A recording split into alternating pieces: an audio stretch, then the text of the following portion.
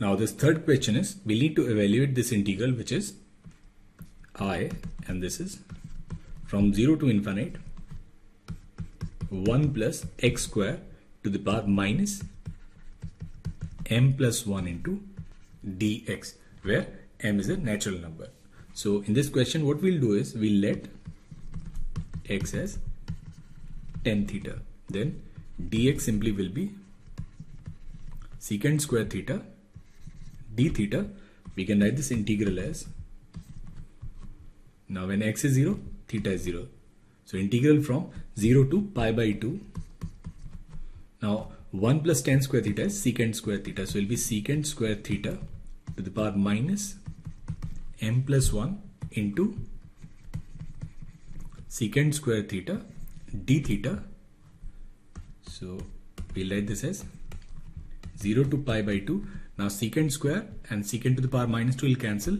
We'll get secant to the power minus 2m theta d theta.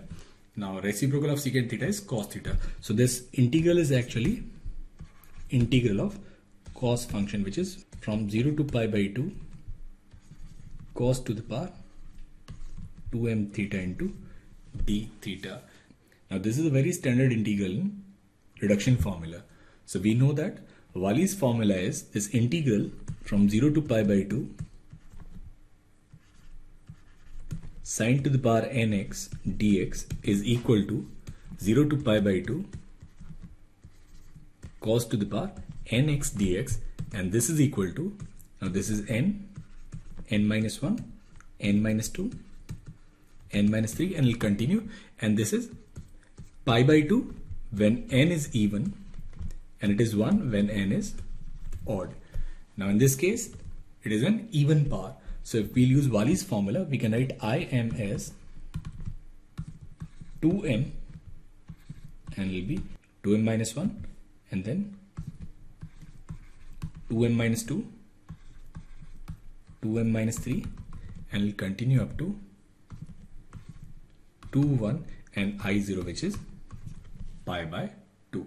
So that is the answer to this question. Now what we'll also do is we'll try and simplify this result. So I can write this as, so we'll multiply it with 2m minus 2, and then 4 and 2 in the numerator and denominator. Then it will be 2m into 2m minus 1, 2m minus 3, and into 2, and in the denominator it will be 2m minus 2, and then 4 into 2 whole square into pi by 2.